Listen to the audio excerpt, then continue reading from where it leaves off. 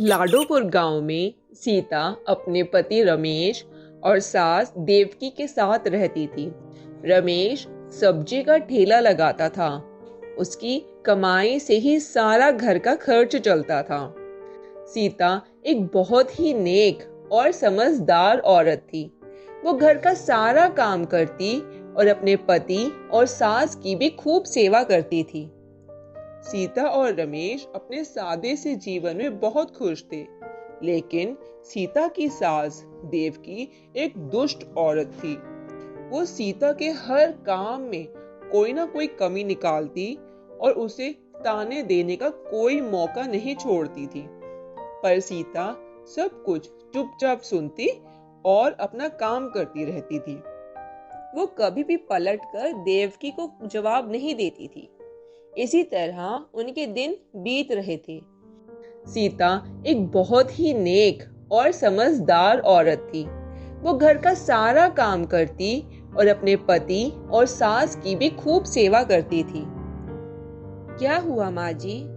होना क्या है, मेरी तो किस्मत ही फूट गई जो अपने बेटे के लिए तुझसे निकम्मी बहू ले आई। तुझे तो खाना तक बनाना नहीं आता।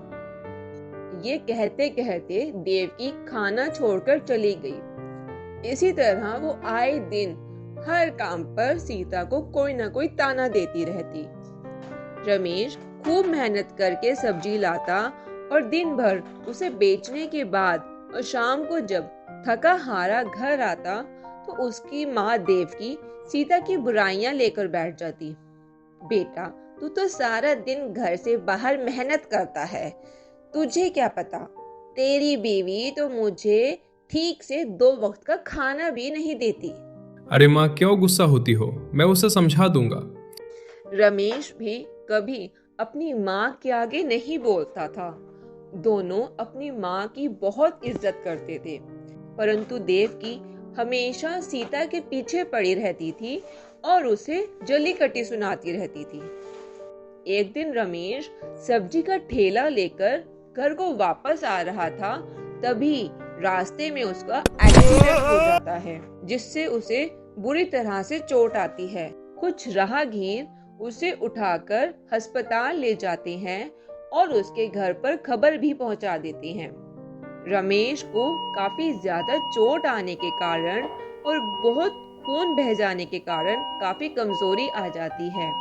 डॉक्टर सीता को समझाते हैं, देखिए, इनकी हालत ठीक होते होते काफी समय लग जाएगा, क्योंकि इनकी एक टांग पर गहरी चोट आई है, जिस वजह से कुछ महीनों तक इन्हें आराम ही करना होगा। यदि आराम नहीं किया गया तो ये जीवन भर शायद चल ना पाए। अब सीता को घर के साथ साथ रमेश का भी पूरा ध्यान रखना पड़ता था। अब सीता को घर के साथ साथ रमेश का भी पूरा ध्यान रखना पड़ता था।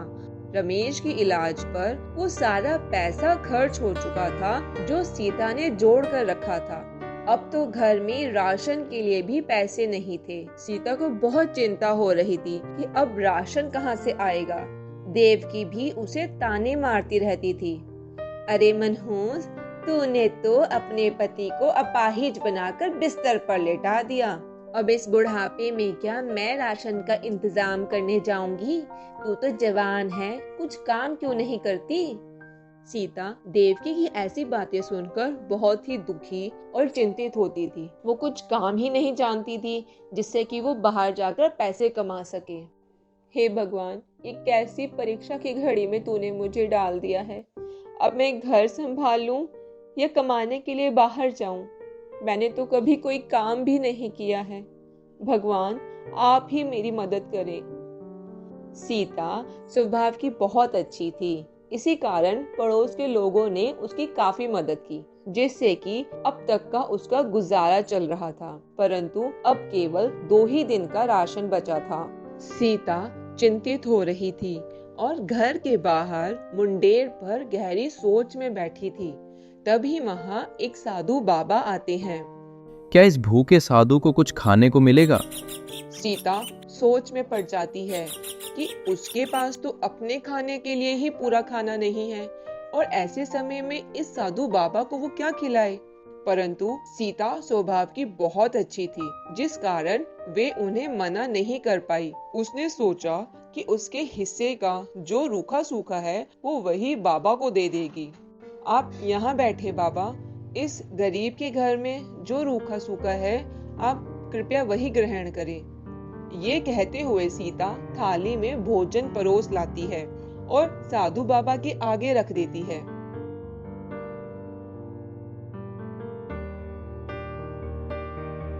बेटी, अगर तुम कुछ परेशान हो तो तुम मुझे बता सकती हो। नहीं बाबा, ऐसा कुछ नहीं है, परंतु बाबा के बार बार पूछने पर सीता उन्हें अपनी सारी परेशानी बता देती है। मैं जानता हूँ कि तुम बहुत परेशानी में हो, फिर भी तुमने मुझे भोजन खिलाया। तुम एक बहुत नेक औरत हो, इसलिए मैं तुम्हारी मदद करना चाहता हूँ। साधु बाबा एक कपड़े सिलने की मशीन सीता को देते हैं और कहते हैं, देखो बेटी, इस मशीन में जादू है जो तुम्हारी मदद करेगी। तुम इसे अपने पास रखना। तुम्हें जो भी सिलना आता है तुम वही कपड़े सिलना शुरू करो। बाबा, मुझे तो केवल बच्चों के कपड़े सिलने आते हैं, परंतु मैं घर के बाहर नहीं जा सकती क्योंकि मुझे अपने पति का भी ख्याल रखना होता है। देखो बेटी, इस मशीन में जादू है जो तुम्हारी मदद करेगी। तुम इसे अपने पास रखना। तुम्हें जो भी सिलना आता है तुम वही कपड़े सिलना शुरू करो। तुम्हें इस काम में बहुत सफलता और पैसा मिलेगा। आपकी बहुत कृपा साधु बाबा, आपने तो मेरी परेशानी हल कर दी। अच्छा, अब मैं चलता हूँ, तुम जल्दी अपना काम शुरू कर दो। ये कहते हुए साधु बाबा वहां से चले जाते हैं और सीता वो मशीन अपने कमरे में रख लेती है। अगले ही दिन से सीता बच्चों के कपड़े सिलने का काम शुरू कर देती है। आज पड़ोस के कुछ घरों के लिए वो कपड़े सिलती है जो कि सबको बहुत पसंद आते हैं। अरे बहन, तुमने मेरी बेटी का जो फ्रॉक बनाया था वो मेरी सभी सहेलियों को बहुत पसंद आया। वो सब भी तुमसे कपड़े सिलवाना चाहती हैं। हाँ हाँ, क्यों नहीं, आप उन्हें मेरे घर भेज दीजिएगा। इस तरह से सीता का काम सभी को बहुत पसंद आता है और उसके पास कपड़े सिलवाने वालों की भीड़ बढ़ती जाती है। बाबा के आशीर्वाद से सीता का काम खूब फलने फूलने लगता है। अब वो घर पर रहकर ही अपने पति का ध्यान भी रखती है और कपड़े सिलने का काम भी करती है। इस तरह काम चलने के बाद सीता के घर में खूब पैसे आने लगते हैं और उनके घर में किसी चीज की कोई कमी भी नहीं रहती। वो अपने पति और सास के लिए खाने पीने की खूब चीजें लाती है। उसकी सास उसे किसी प्रकार का ताना नहीं मारती। उसके पति की तबीयत भी दिनों दिन ठीक होती जा रही थी। सीता, अब मेरी तबीयत काफी ठीक हो गई है। मैं भी तुम्हारे साथ तुम्हारे काम में मदद कर सकता हूँ।